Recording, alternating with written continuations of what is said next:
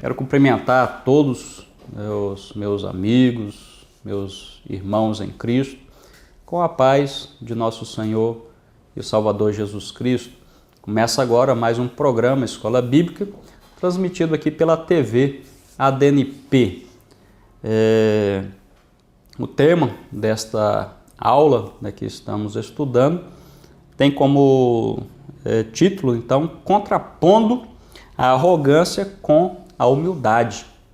Bom, o texto áureo tem como base, Provérbios, capítulo 16, e o versículo, então, 18, que diz: a soberba precede a ruína, e a altivez do espírito precede a queda.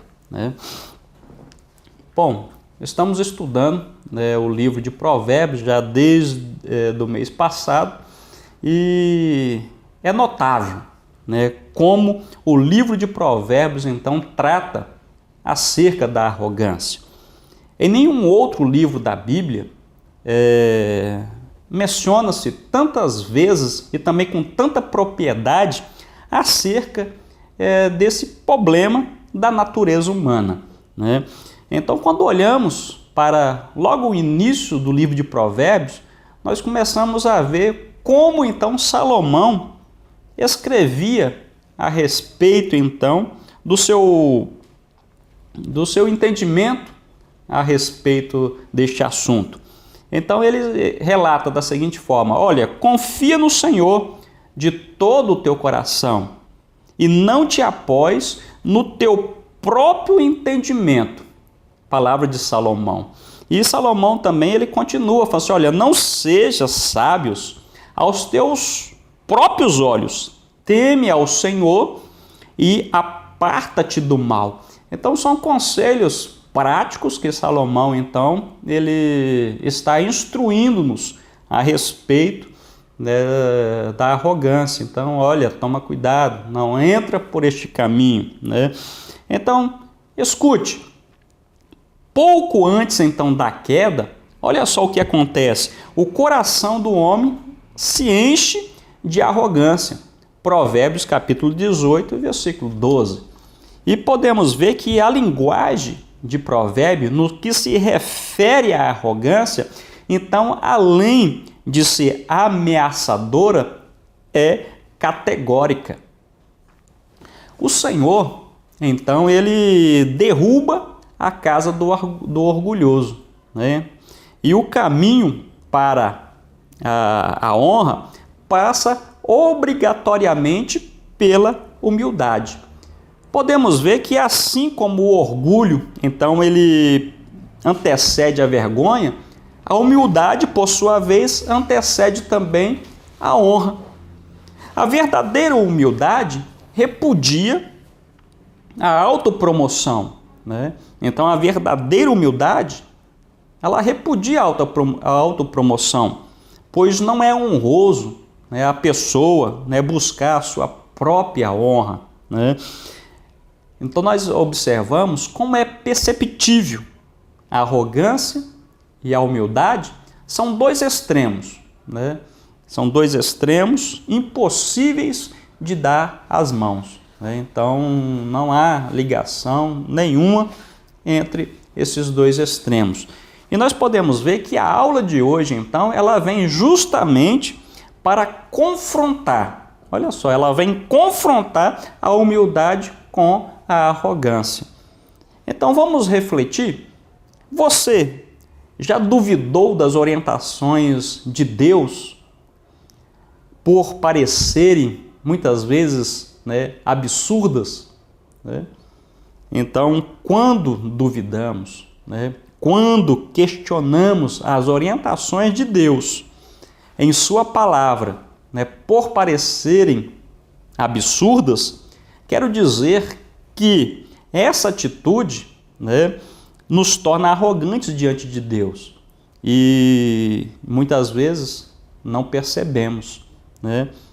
Agora eu fico pensando, meditando na palavra do Senhor, quais lições então Salomão quer transmitir para nós através destes exemplos ilustrativos, pois a lição ela vem falando a respeito do sábio e do insensato, do justo também do versus o injusto, o rico versus o pobre, né? O príncipe versus o escravo. Então são alguns exemplos que Salomão vem tratando dentro da sua palavra, e o escritor então ele agrupou, né, essas categorias, e vamos ver então quais as lições que Salomão quer então transmitir, né, para nós através destes exemplos ilustrativos, né? Primeiramente, o sábio, né, versus o insensato. Primeiramente, então, temos a sabedoria e humildade, né? Então, como você definiria sabedoria? De que forma, então, você poderia definir sabedoria? Talvez você diga que é possuir grande instrução, ou ainda um acúmulo de conhecimento. Agora, quando olhamos, né, para esta palavra sabedoria, nada mais é do que a aplicação ou aplicação correta do conhecimento. Olha só, então sabedoria quer dizer a aplicação correta do conhecimento. Então não adianta nada, né, o acúmulo de conhecimento, se na hora de colocar em prática, né, esse conhecimento não sai, né, não se coloca em prática, essa habilidade, né, não sai. Então hoje o mundo está cheio de conhecimento, muita tecnologia, muita informação instantânea. Então podemos afirmar que o conhecimento se adquire, né? Então, através da leitura, através do estudo, o conhecimento se adquire. Agora, em relação à sabedoria, eu vejo como um dom de Deus, né, que é dada pelo Espírito Santo do Senhor.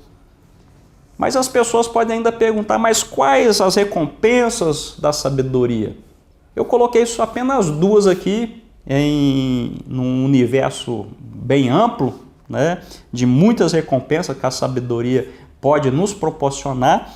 Mas, primeiramente, a sabedoria ela traz o conhecimento de Deus, né? E, em segundo lugar, ela protege o ser humano das burrices da vida. Essa é a verdade.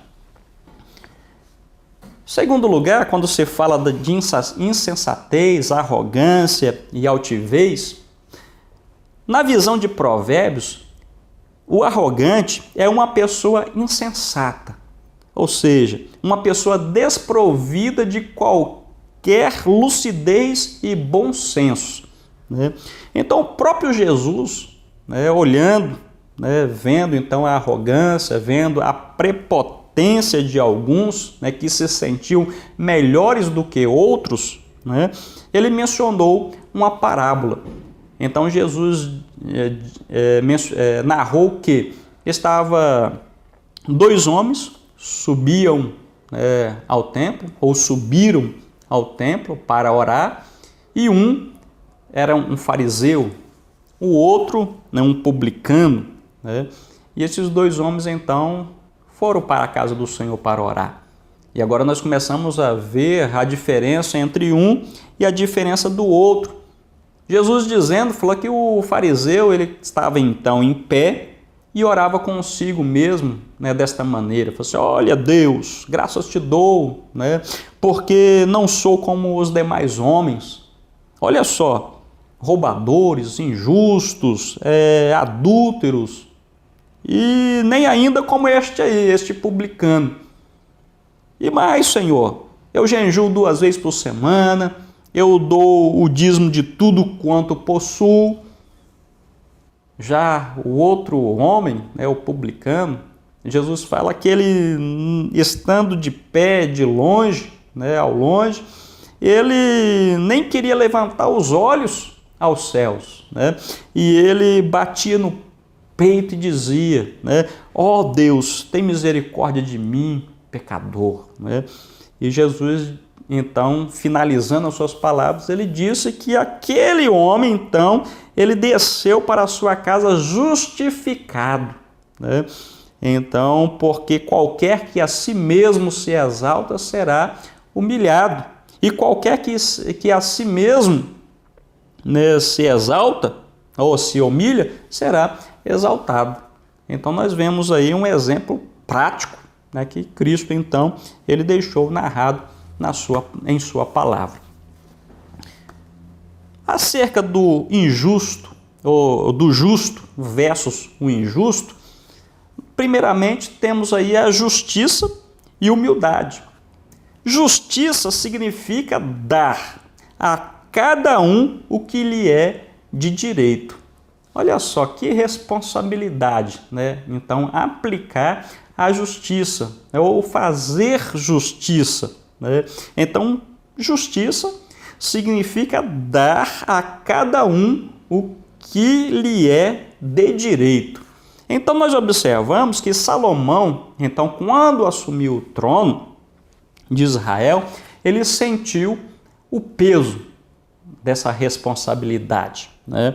Então, porque segundo o último censo, né, de Israel, que Davi fez, né, registrado ali no segundo livro, né, de Samuel, capítulo 24, então está registrado ali que este último censo tinham, né, 1 milhão e 300 mil homens, né, prontos para irem à guerra.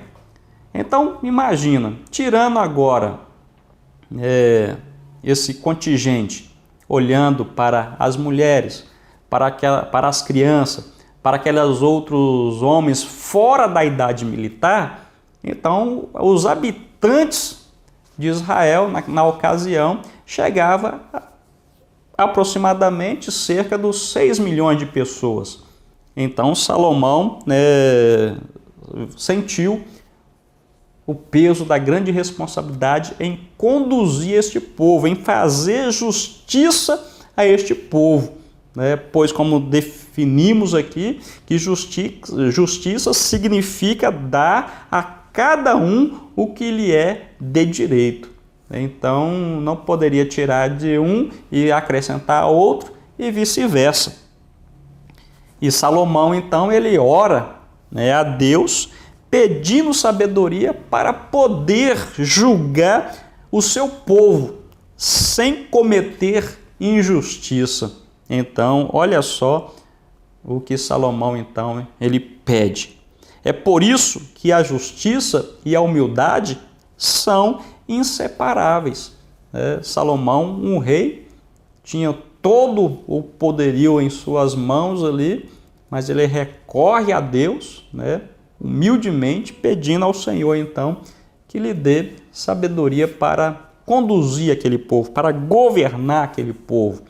Por outro lado, quando olhamos para a injustiça e a arrogância, vale ressaltar que, quando Moisés ele foi, então, a Faraó e pediu o livramento do povo de Israel, nós observamos que Faraó, então, como ele se sentia, então, o poderoso, como ele se sentia, então, um Deus, né? Ele começou agora a oprimir o povo ainda mais.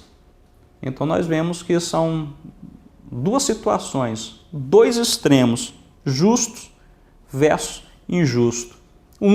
Salomão ora a Deus para governar bem. O outro, o Faraó, ele sentindo-se, né, a sua prepotência, a sua arrogância, diante daquele pedido, ele oprime o povo ainda mais. Em terceiro lugar, a lição ela também vem abordando sobre a questão do rico versus o pobre. Mas o que a Bíblia ela quer dizer com isso? Quais as lições que ela quer nos transmitir, né? Riqueza versus arrogância. Então nós observamos aqui que as riquezas, na perspectiva de Jesus, é um obstáculo, né? Então olha só, compreenda nesta palavra, né? Então na perspectiva de Cristo, a riqueza ela torna-se um obstáculo, tanto à salvação, como também ao discipulado. Vamos ver? Jesus dizendo, e outra vez vos digo que é mais fácil passar um camelo pelo fundo de uma agulha do que um rico entrar no reino de Deus.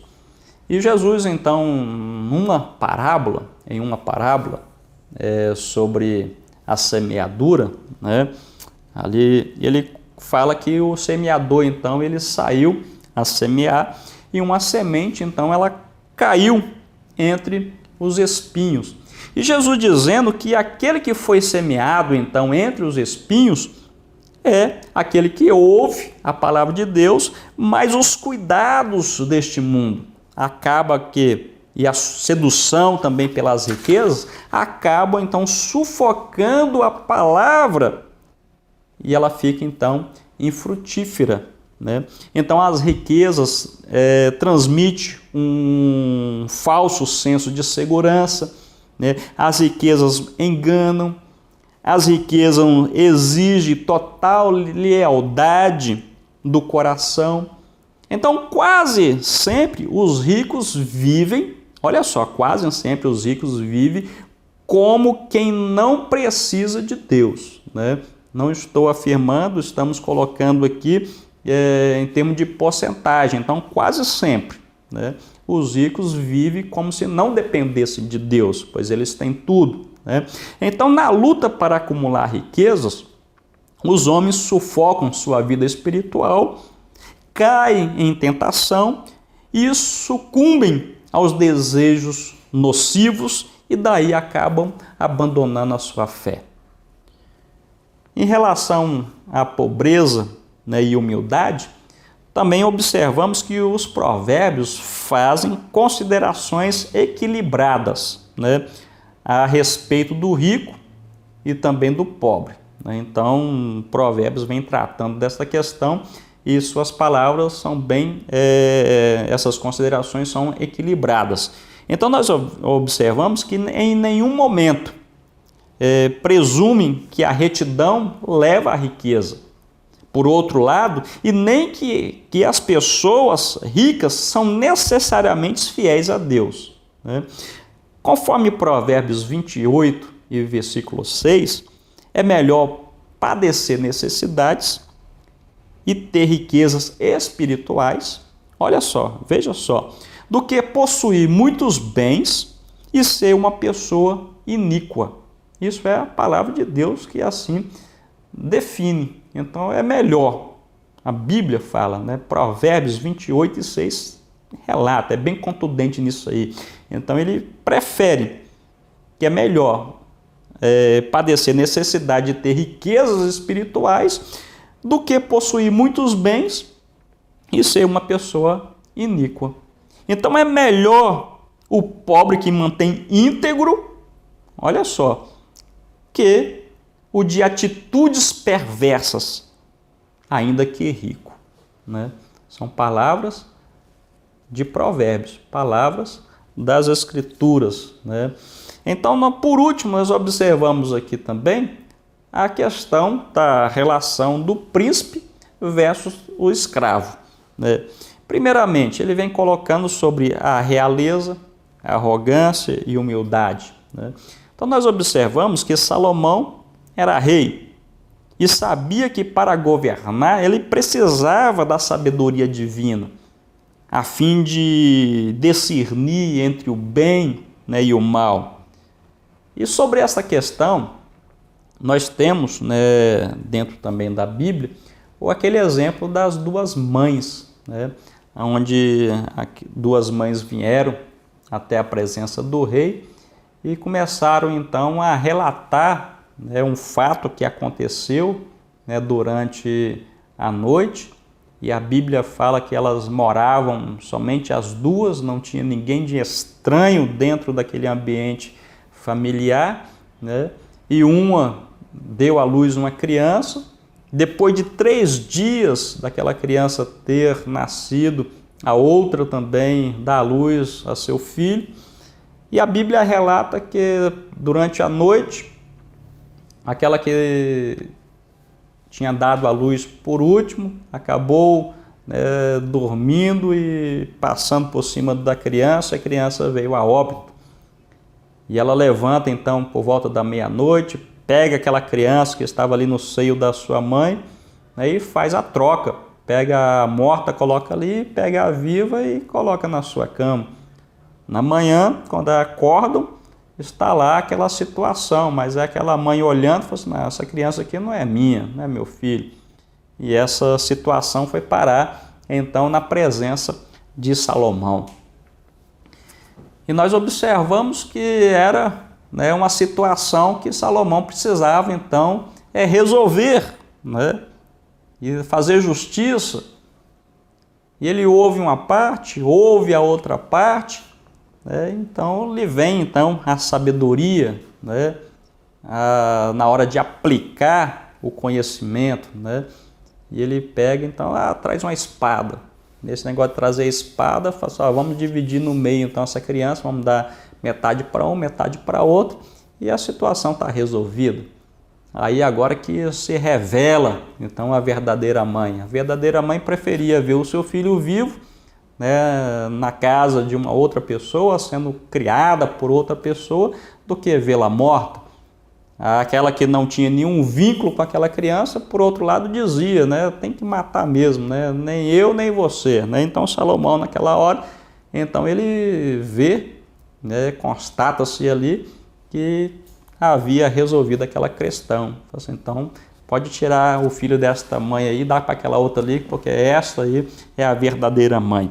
Então nós vemos aí que Salomão, como já dissemos, era rei, e sabia que para governar ele precisava então da sabedoria divina, pois tem certas situações que surgem somente Deus para revelar, para mostrar, para apontar qual o caminho correto, senão a pessoa vai ficar batendo cabeça e pode até tomar decisões precipitadas.